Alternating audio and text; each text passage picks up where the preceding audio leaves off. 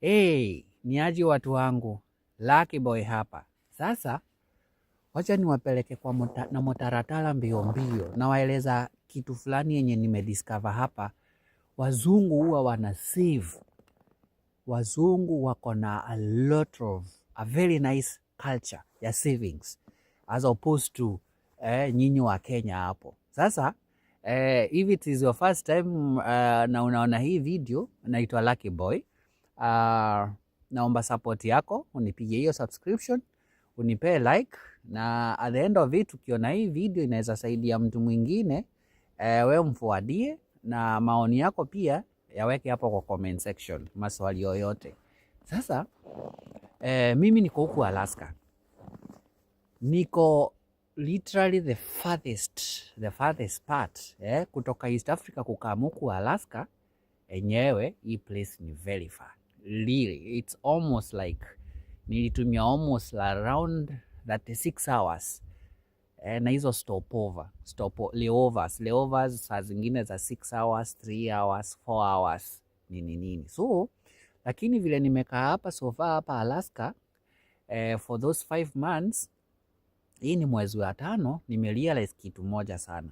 Wazungu wako na culture fiti sana, very nice culture ya savings.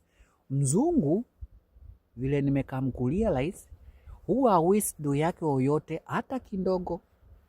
They don't waste even a single coin, huwa waste do hivyo. Nikikontrast na culture yetu ya hapo Kenya, nitakuwa na kuonyesha vile Kenyans hatuna hiyo culture ya retirement. Hapa mzungu akianza kuwork, the first thing huwa anafikiria actually ni retirement. Mzungu hapa, like those friends wenye niko na wao, wenye nime build up relationship na wao saa hizi so far, wako na culture fiti sana ya savings. They don't overspend their money, they don't overuse their money, they are very frugal, and they literally don't even waste even a single coin. Okay, that is shadow. Okay, that's a friend of mine. Kona hiko kiskuba sapo. Okay, so wazungu ni wasi wenye every coin they have to account for it. Kama ananunua kitu, anahesabu how much it is. Hata kama wako na tips, hizi vitu Kenyans wanapeananga kama na matips, hawana matips sana. Ni watu wenye ni watu wenye usave, ni watu wenye ujua kusave like almost every coin. So naturally, njuu ya nature of the economy, nasikia hii coffee inanisumbua. Njuu ya nature of the economy, mtoto akiwa mdogo, mtoto mzungu mdogo, huwa wanatrainiwa to be very responsible with their finances. Njuu retirement ndio hiyo yenye inaku. Okay, hi there. Njuu retirement inakuja. Okay, so mzungu akianza kumake dough, the first thing huwa anafikiria ni kuhusu retirement. That is usually like the first priority. Akishaanza job hivyo, na huku wanaanza kuwaki even as early as even 13 years, wanafanya job tayari, they are earning money, they are saving. Mtoi mdogo by the time ako 18 years ako na savings zake mingi sana, hata personal savings, na anaweza jifanyia vitu mingi sana. So mzungu ako na mindset ya savings from zero. Ni ngumu upate mzungu anasema ana do na labda ana do ya matumizi ya kila siku, lakini savings zake zenye they are meant for the retirement ziko, because retirement in America is very brutal. Retirement in developed countries si kama like in third world countries. Unajua huko country yetu there's a lot of communal things. Mtu akikufa ni harambee inaitwa, mtu akitaka kwenda shule ni harambee mnaita, mtu whatever ni WhatsApp groups nini. Hakuna vitu kama hizo huku life is so individualistic, and mtu akikosa kujiplania mambo yake, hakuna community inakuja kukuhelp, utakuwa tu unasafa kivyako. So watu huku wako na mindset ingine ya savings from day one. Ile siku mtu anamaliza college, like akianza kuwa the first priority, anaanza kutengeneza retirement yake, because hakuna mtu anakuja kukusaidia in future, hakuna community. Hata huku mzungu akikufa kama ana ile contribution ya Medicaid ama insurance ya funeral, hakuna rambi, hakuna WhatsApp groups, hakuna kujeni tusaidie na nini na nini, hakuna vitu kama hizo. Okay, so huku kila mtu huwa na plan for their own retirement. Na nimeona for example, kuna marafiki wetu tuko nao hapa walikuwa hizo lower 48 states huko, lakini wakati walifikisha around 50 years walikuja huku Alaska, wakanunua land huku Alaska na wakajenga nyumba huku, meaning walikuwa wanaishi mamo bigger house huko, wakauza wakakam wakasetro huku. Life, the cost of living in Alaska, ukienda online, yes, utaona watu wakisema the cost of living is expensive, is very high, lakini not all the case, cause bando you can order your stuff bando kutoka Amazon na uendelee kuzitumia. Okay, so wao wali decide kumove huku, na kuna advantages za kuishi huku na pia disadvantages za kuishi huku. But overall, mimi vile nimeona hizo of those 5 months, kuna vile unaweza jipanga ukiwa hapa and the cost of living bado itakuwa very minimal, because kuna a lot of taxes zenye utalipa ukiwa Alaska as compared to other states. Kama huku hakuna property tax, na unajua huko saidi ya chini kuna a lot of property taxes zenye watu you have to pay. The more you improve your land, the bigger the size of the house, the more taxes you pay at the end of the year. The smaller the house, the smaller the property taxes you pay at the end of the year. That's another story for another day, lakini nitakwambia hivyo. Mzungu akifika 18 years, leo tunaongea two story, vile mzungu huwa na prepare for retirement na vile unaweza learn kitu. Mzungu akifika 18, the first thing huwa anachukua ni health insurance. Bila health insurance in America, huwezi toboa, because the cost of healthcare is very very expensive. Unaona vile unaendanga OC unaambiwa consultation hapo Kenya ni 500, ni 1000, ni 3000, unaona kama hiyo ni pesa mingi sana. Ukienda OC kuchukuliwa vitals, kupimwa blood pressure yako, kupimwa temperature nini, on average huwezi lipa less than $300. Na hiyo $300 Kenya shilling ni kama 35k kwenda juu huko kupimwa tu. So utapata watu wengi huku huwa wananunua hizo kits za kupima. Uko na thermometer yako kwa nyumba, uko na hiyo gadget ya kupima high blood pressure yako, uko na hizo tools zako za kupima sukari nini, such that ukisikia fever ama nini uendi hospitali kufanyiwa hizo consultations, cause zitakudrain. Unaelewa? So unajipimia hizo vipimo zote kwa nyumba. Huku states watu huenda US on those critical things, wakati mzungu anasikia sasa mahali nimefika naenda kukufa, hapo ndio huwa anaenda hospitali. Before that time hakuna kwenda hospitali, because utaenda up kudrain your insurance cover, na kama hauna insurance cover you'll end up draining your finances. Lakini ni ngumu sana upate mtu ana work na ana insurance cover, because ukizeeka hiyo insurance cover especially kama ya Medicaid ndio itakusustain kuishi na elderly facility, hizo vitu zote. So insurance cover ni kila mtu ako nayo, kila mtu ako na insurance cover. Hapo kwetu even NHIF, as a simple thing like NHIF yenye unapaswa kulipa $500 kama 2 per month. Unaonaje? Watu wengi hata hawana insurance cover. Hata wazee wenye wako 65 na 70 hawana NHIF, na saa hiyo hata even past 50 ama 60 uko na magonjwa mingi sana, mwili inaanza kukua na a lot of problems. So unapata huko kwetu ukianza tu kugonjeka, mtu wako 70 years ana NHIF, zinaanza tu marambe, zinaanza WhatsApp groups, zinaanza communal, nisaidie watoto wako, ndio wanakuwa watu wa kwa sana. Watoto wako ndio wanakuja kukuokolea. I think kuna mindset fulani watu wanapaswa upasi kukaa bila hiyo NHIF hata kama ni ya 500 per month, because ukienda OC itakuokolea kama you cannot afford better insurance covers. Na the cost of healthcare in Kenya compared na huku ni very cheap. Huku kupata mtoi, ukienda hosi kupata mtoi, huku biashara ya hospitali it's purely business. I think kuna I remember one of our friends mzungu hapa alituambia yeye alienda kudeliver mtoi, alipewa bilia equivalent to 1.5 million Kenya shilling kupata mtoi peke yake, kudeliver tu mtoi. Unaona? So the cost of healthcare huku, it is so expensive because huku America healthcare iko designed as a business because of the pharmaceutical companies, the lawyers and everything. Wakati unalipa bill lazima usign mahali kusema hautasiu hospitali nini because the bills are so high just in case the hospital is sued, it will have claims or legal claims kusema ni wewe ulisign hapa na ukasema in case of anything hautasiu hospitali. So hata kufanywa simple things like vitals, kuchukuliwa temperatures nini, hiyo ni at least hapo utakof even over 35,000 Kenya shillings na kwenda juu. So mzungu ni mtu amejipanga retirement, anaanzanga kusave pesa kidogo cause nitakueleza huko mwishoni in life, wakifika huko 50-60 years life ukuwa very expensive. Kuretire ukiwa US it is a very expensive affair like hiyo culture hiyo, okay, it's another culture shock yenye nime experience hapa. Retiring in Kenya is one of the best options. Like personally, nikiulizwa saa hizi unaweza taka kuretire wapi, mimi saa hizi mimi narudi Kenya kuretire huko.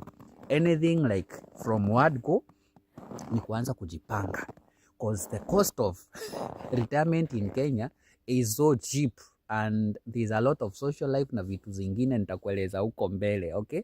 So huku hakuna vitu kama harambee, hakuna WhatsApp groups, hakuna nini. Life is so individualistic. Usipojipanga utakuwa unalala nje. Na huku kuna wale wazungu wameomoka na kuna wazungu middle class na kuna wazungu wengi hata pia sana maskini.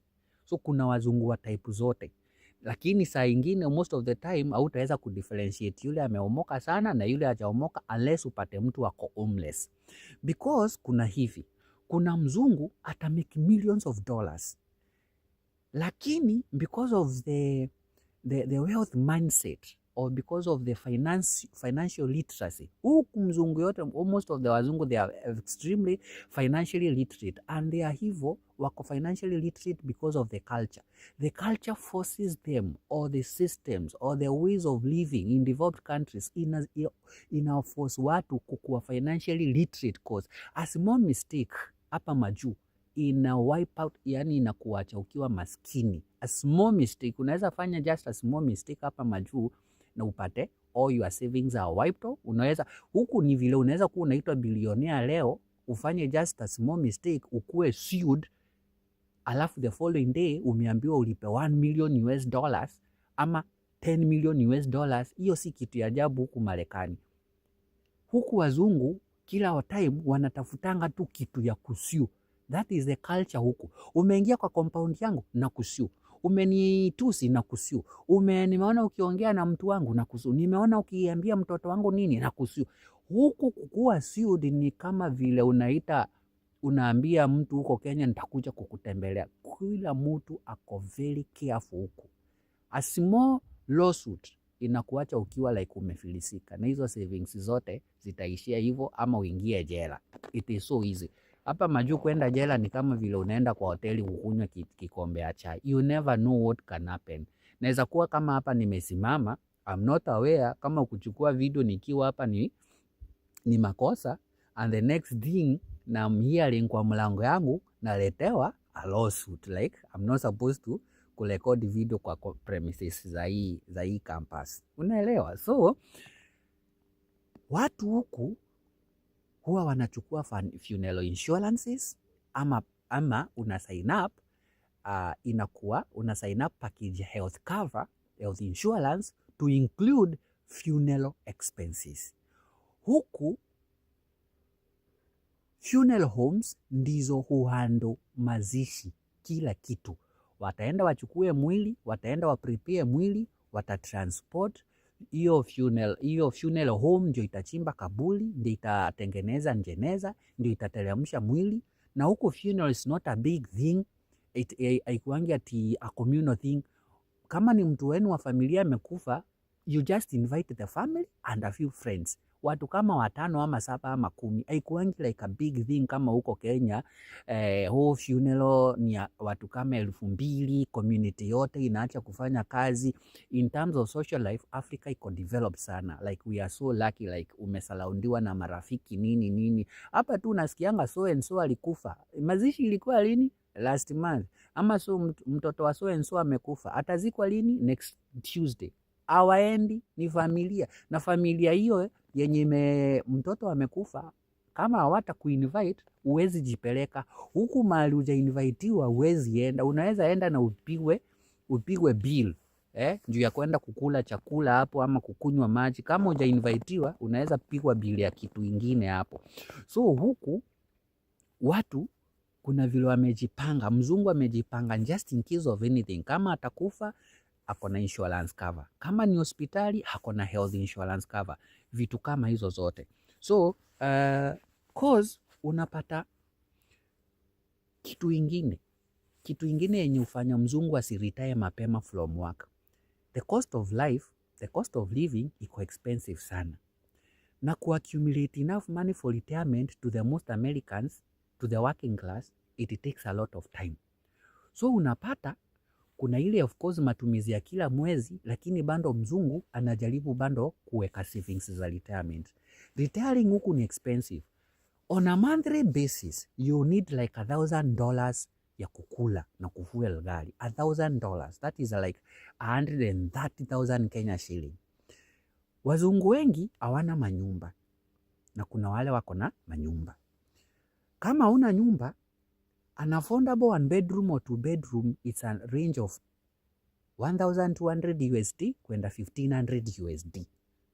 So hiyo ni kama around 200k ya Kenya. Ama 170,000 shillings ya Kenya. So, ebu imagine, wazungu wengi tuseme kama we ni mzungu na una nyumba. So, every month, after kuretire, ukisema umeretire inamaanisha za mzungu, ama like a black mwenye ako huku majuu, ukisema umeretire inamaanisha uko na do enough ya kulipa rent kama una nyumba, na uko na enough do ya monthly expenses. Meaning, uko na 200,000 Kenya shilling ya nyumba, na uko na 130,000 shillings ya food. Na hapo hakuna luxury. So in short, you need around 200 plus 130, you need around 330,000 Kenya shilling every month kusema niko retired. Na bando unaendelea kufanya some contributions za healthcare na vitu zingine. Unaelewa?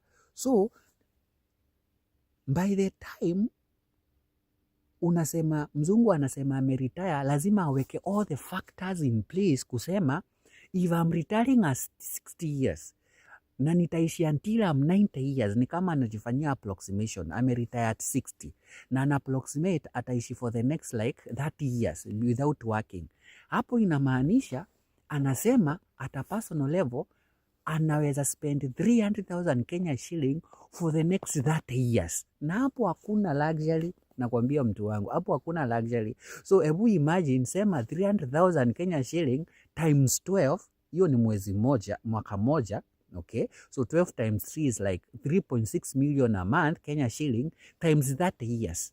Huyo mzungu inamaanisha anapaswa akuwa amesave a lot of money during his business years ama during his working years, such that anaweza comfortably say every month after from the 60th year up to the 90th year, before akufe ama before aende in a elderly facility, elder home ama assisted living center, kusema naweza jisustain.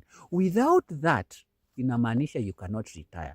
Na nimeona wazungu wengi wenye wako 66 years bado wako kazi. Nimeona a friend mwenye ako 74 ndiye ameretire.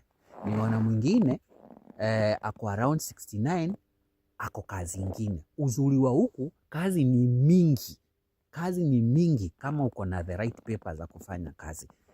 Mzungu anaweza like hii wiki ako anafanya kazi ya hoteli Inambo, next month ako ya supermarket Inambo, the other month ako kwa kampuni Inambo, the other month ako warehouse Inambo, like a lot of work. So unapata huku Wale hawana enough money for retirement, ataendelea kufanya until 75, until 80, until 85 mpaka asikie hiyo mwili imekataa. That is why unaonanga most of the blacks wenye wametoka African countries ama developing countries, when they accumulate enough money na wameinvest huko kwao nyumbani, the final point of retirement huwa wanarudi kwao manyumbani. They go back to their countries, mahali walizailiwa. Because hebu imagine umerudi Kenya, umejenga rent house zako, uko na mashamba, you are doing agribusiness, you have businesses, you have a lot of stuff. 300,000 Kenya shilling every month, ati hiyo ni do yako ya retirement. Hiyo ni do mingi sana ukiwa Kenya. Hata uwezi, hata tuseme hata kama tu unapata even 100,000 per month from your investment. That's a lot of money. Lakini huku, it is just peanut. That is why retiring in America is not just as easy. Life iko poa. America itakupatia life yenye is very convenient. Itakupatia maisha unaenjoy kuishi. Nyumba ni poa, njia ni sawa, mahospitali ni sawa, mashule ni poa, magari ni poa. First world countries inakupatianga a lot of comfort. Lakini later in years, if you have not saved enough money for retirement, utapata you are retiring at 50, 85 years, ama 79, ama 89, ama unaweza kufia hiyo kazi because unaona if you retire, hauna do unaweza jisustain for the next 5 years. Wakati unaona mzungu amekam Africa for tour, haimaanishi ama hizo vacations, holidays, haimaanishi ati he has a lot of money. Watu huku wako na culture savings. Mzungu ako na culture savings na Kenyans hawananga culture savings. Unapata mtu ameajiriwa na kampuni, he doesn't save. Ile kitu ana savingi ni zile za NSSF, ati 500, 1000, 2000. Mtu ameretire, amework for 40 years, alafu nasikia retirement yake Kenya ati ni only 2 million. Hey! That is crazy. Watu wengine wanafanya biashara, they have made millions and millions in business. Lakini unasikia after they retire, after 60 years ama 70 years, unasikia msee ako na only 5 million for after doing business worth millions and millions of shillings. Wakenya kuna vile atunanga like our upbringing, atuna hiyo culture invest ya savings because of communal. You know, the society comes for you. Ukikufiwa, community. Mtoto akitaka kwenda shule, harambee. Mtu akiwa mgonjwa, WhatsApp group. Nini. So hiyo kitu imefanya Africans wasiwahi kuwa na mindset ya personal savings, because tuko na mashamba, tuko na estate za miwa, tuko na coffee, tuko na majani, tuko na whatever. So unaona hizo vitu, okay, they are okay because they are source of your retirement income. Lakini inaweza fika pointi yenyewe pia hata uwezi enda kwa hizo farms kulima ama kufanya hizo vitu zingine. We don't have that culture. Huku something you can pick kutoka hawa wazungu ni consciousness ya kuanza kusave do mapema na uanze kujifikiria about your retirement years. Cause kuna watu hapo Kanairo na Nairobi na Kenya, kazi yao ni kupati.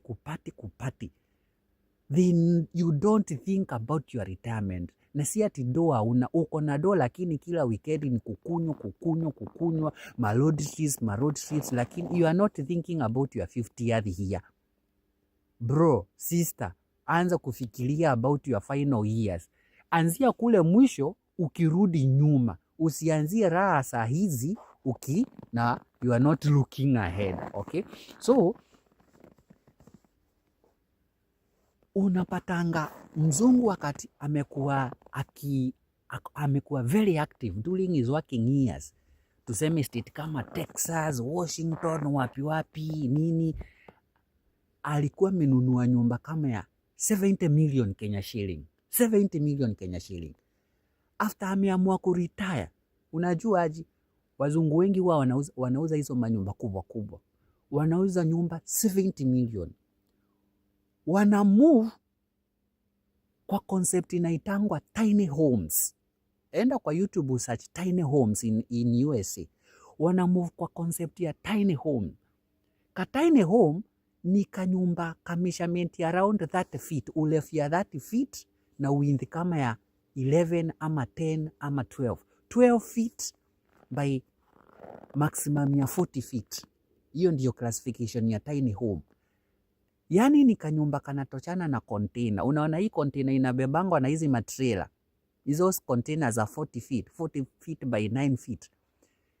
Mzungu anauzanga mansion ya 70 million Kenya shilling, ananunua kanyumba kanaitangwa tiny home, ama zingine hizi gari mobile. Kuna hizi gari wanajenganga, nyumba wanajenganga ya kukaa ukimove from one place to another, ama school bus. Pia wazungu wananunua hizi ma school bus, wanazitengeneza zinakuwa nyumba and they become mobile. So sana wacha nipeane for this purpose those tiny home concept. So anauza nyumba yake ya 70 million cause anaingia retirement na hata ana do enough ya kujisustain. Anauza hiyo nyumba ya 70 million, ananunua ka tiny home kama milioni kama 5 ama 7. Akinunua that tiny home, hiyo nyumba inakuanga mobile na ni makampuni huwa zinajenga. Kwa huku ukijenga lazima ujenge the certain standards and specifications. Ako kanyumba ka 7 million ni ka 10 feet by 34 feet ama 40 feet. Unaenda una rent kiwanja ya kuweka hako kanyumba. Sasa huku kuna wanabiashara huwa wanakuja kwa kiwanja kama hicho unaona huko nyuma. Wakikuja kwa kiwanja hicho unaona huko nyuma, wana partition to plots kama vile mnauzanga plot hapo Kenya. Unanunua kama eka moja ama eka mbili, una partition to plot to 50 by 100. So huku wanabiashara huwa wananunua kiwanja kubwa like a big like 5 acres ama 2 acres. Wana partition to plots kama 50 by 100, 50 by 100. Wanasema they are leasing out those plots to people who have tiny homes. So those 2 acres ama that acre inaitwa tiny homes living community. Kanakuwa ka community ka tiny living homes. So within a week unapata uto tu plots tuote, kama tulikuwa kama 30 plots tuote tumewekelewa uto tu containers ama uto tu nyumba, tunaitangwa tiny living homes. So mzungu ameuza nyumba ya 70 million. Tuko pamoja mpaka hapo, okay? Ameuza nyumba ya 70 million. Amejenga ka tiny home ka 7M. Alafu mahali amepewa hiyo space ya kuweka hako ka tiny home, guess what? Mwenye hiyo concept akuuziangi hiyo space au anakurent. Mostly on average huwa wanacharge between $450 a month to $700 a month. Meaning every month utakuwa unalipa $500 or $600 or $700. Every month utakuwa unalipa that amount of money every month for as long as you are living there. So inamaanisha aje hapo? Utakuwa unalipa the owner of hiyo kaploti $700 every month mpaka the savings zenye uko nazo ile siku zitaisha. Lakini out of that $700 ya kurentisha hako ka space kenye unakaa hapo, remember one thing, utapata maji for free hapo, takataka itakuwa free, wifi itakuwa free, na kuna gym ama clubhouse, common clubhouse na iko na laundry na nini itakuwa free. That is the most common alternative. That is the most common alternative wazungu huwa wanatumia kuretire. So ukiona mzungu huku majuu anaishi na a very tiny house, literal tiny house, usifikiria tu huyo mzungu amesota. It is a way of making sure that his retirement years are well taken off. So tuseme ameuza nyumba 70 million, ametumia 10 million.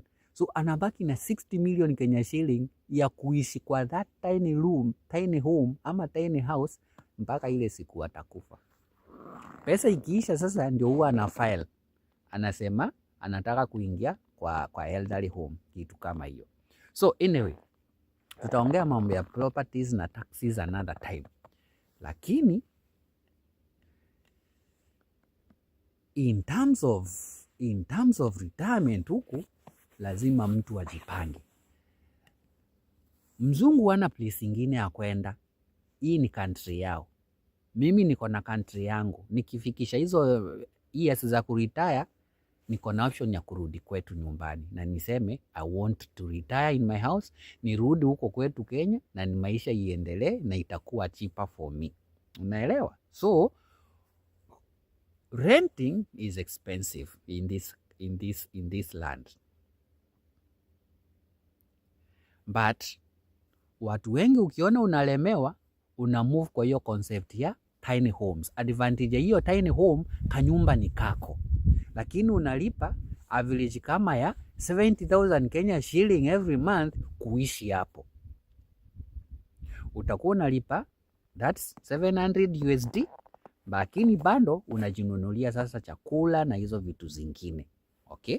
All those costs now will be upon you, which is more cheaper way of retiring because you are not paying so much, you are not paying property taxes and all those kinds of things, na uko na enough money to push you for retirement.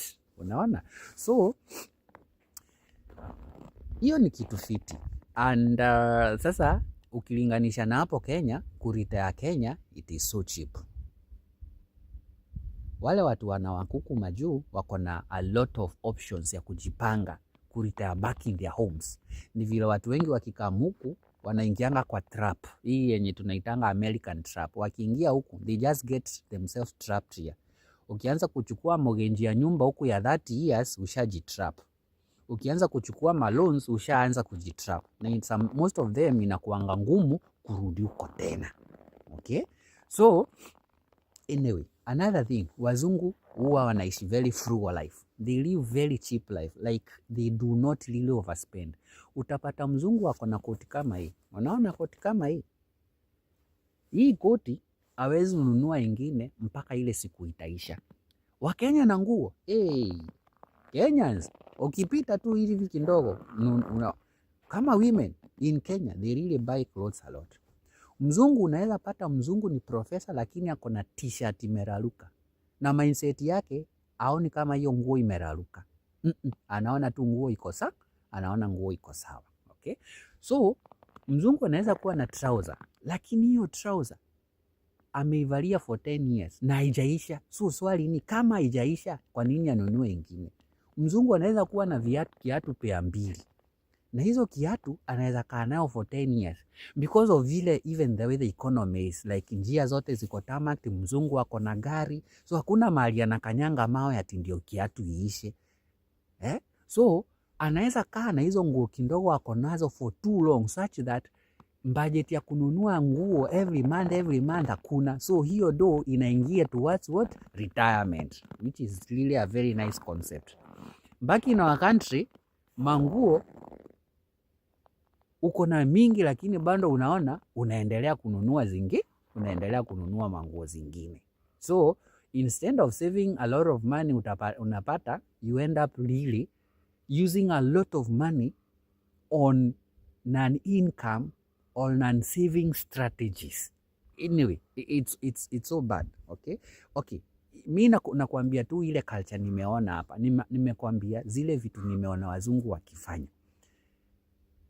They make sure kama ni nguo wanavaa hiyo nguo mpaka inaisha. Na mzungu anaweza kuwa ni daktari lakini amevaa trouser imeisha, lakini haoni shida. Mind za wazungu hazifikiriangi nguo. They think of other more bigger things. Kenya ukilipo 5,000 unataka kununua suti ya 3,500. Unataka kuprove a point. Kuna vile mtu akiwa pua akipata doki ndogo lazima afanye kitu inakaa flashy to prove a point. That thing sijui kwa nini, sijui kama inakuanga part of inferiority complex ama nini, but sionangi mimi ikiwa poa. Another way these guys like end up minimizing their cost of living is through the skills. Kuna skills wazungu wanakuanga wana gain kutoka wakiwa wandogo. Kuna video fulani nilifanya, enda kwa profile yangu, kwa channel yangu, tafuta hizo videos zingine. Kuna wazungu huwa wanalearn a lot of skills. Utapata mzungu akiwa mtoto alilearn automotive skills, alilearn plumbing skills, alilearn electrical skills, alilearn a lot of skills. So akizeeka atakuwa anahitaji watu wa kumtengenezea ati sinks zikiharibika, gari ikiharibika, boti yake motaboti yake ikiharibika, gari yake ikiharibika, milango ikiharibika ama nyumba ikiharibika. So ako na hizo skills. Na hata wengi wazungu wengi they do things for themselves. Kuna hii concept inaitangwa do it yourself. Huwa hata manyumba wanajijengea wao wenyewe, so they minimize on cost ya kukaa ukilipa watu, kuita contractors, kuita mafundi, kuita mechanic, kuita plumbers. Hizo vitu mzungu anajifanyia yeye mwenyewe. Through doing so anajisevia ile do angepea mafundi kwenda kumfanyia hizo vitu. It is one of the ways of saving your own money, because ukiwa mdogo uliblock kama miaka kama 5 ukajisevia do yako, ukagain skills, ndizo hizo nazo skills ziweze kukusaidia hapo usoni. Without having skills, mambo ya piping na maji kiharibika, utaenda kutafuta mafundi watakulipisha 50k. Gari yako ikiharibika na unataka engine overhaul, utalipishwa 30,000. Mzungu anajifanyia overhaul ya gari. Nyumba ikiharibika, milango, mabati, uwezi jitengenezea, itabidi uite mafundi, watakulipisha 500,000. Mzungu anajifanyia hizo vitu mwenyewe. So who is saving money? Mzungu ana save money. Wewe time yako ya retirement ikifika, unapata NSSF account yako iko na only 1 million. Na kuna hiyo skanda ya NHIF, NSSF. Hata ukienda kuitisha hizo do za retirement, unaambiwa account haina pesa, serikali imesota. Unaona? Unaanza kuhangaika. Unaelewa? So anyway, kuna vitu mingi sana wazungu hufanya zenye mimi naonanga huwa wanajisaidia. Hata kama kuna wale wana struggle, but as long as a good percentage of wazungu huwa wanajua kujipanga. Mzungu ni mtu anaweza kuja kama huku mahali tuko sasa Alaska, ajifiche huku for 20 years, save enough money, aende anunue a tiny home mahali, ama bando amue anaendelea kuishi hapa Alaska, na akue ame-accumulate enough money to live. Because wazungu wengi sana wako very independent. They just do their own things. Life is very individualistic. Kama unasafa, utasafa kivyako. Lakini sisemi ati wazungu hawasaidianangi. Huwa wanasaidiananga. Lakini kila mtu ako accountable na kila msee ako responsible kivyake. Okay? So, those are some of the things nimeona as Africans tunaweza copy. In summary, as Africans, as Kenyans, wacha to develop a more better savings culture. Another way you can end up saving more, gain more skills. Ndio ukue unajitengenezea ama unajifixia a lot of things by yourself. Okay? Another thing, si lazima ujenge nyumba kubwa ya 3 million ama 5 million ama 18 million ndio uambiwe ati vile uko na nyumba kubwa. Unaweza hata jenga kanyumba ka 1500, 6000, kanyumba ka 60 by 20. Hiyo hata ni kubwa. So it is not about the size of the house ndio ukue na jina kubwa kwa community, lakini in terms of your savings for retirement hauna plan yoyote. Unaweza tu jijengea kanyumba kandogo ka 40 by 10 kama container ya lori, hiyo ya hizo hauling trucks. But in terms of your retirement ama in terms of your future, umejipanga. Hivyo ndivyo mzungu, that is how they think. It's not about the size of the house. Hata wale wako na manyumba makubwa, hizo mansions, anytime they can sell anytime, and they have a way of readjusting their life kutoka kwa how ya $1 million to a small house of 27,000 USD. From $1 million to 27,000 or 35,000 USD. Na imaanisha ati you enjoy you enjoy less quality life. Hakuna. Ako kanyumba kandogo katakuwa na fridge, katakuwa na stoves, katakuwa na kombo ya washer na cleaner, katakuwa na beds, katakuwa na kila kitu, but it is away. So it's not really the size of the house that really determines at who you are. You can still have a modest house and you are affording all the basics in life and your retirement iko sawa. Okay, so those are some of the things. So mi naweza wa encourage aje, wacha tufikiri hapo mwishoni. Let us save more. Ukifanya biashara, jifikirilia about your retirement. Diversify your income sources. Weka zingine kwa stocks, weka zingine kwa treasury bonds, weka zingine kwa MMFs, zingine kwa real estate, zingine kwa agribusiness, zingine kwa agriculture. Unaelewa? Zingine fixed deposit accounts, zingine cash in banks. But think more about your retirement. Avoid doing very flashy things. It's better to think long term, because your life matters from those 60 years than now. Of course, kila mtu amesikia hizo stories za vile watu walikuwa wanatesa wakiwa wandogo, lakini wakiwa wazee they as broke as hell. Unaona?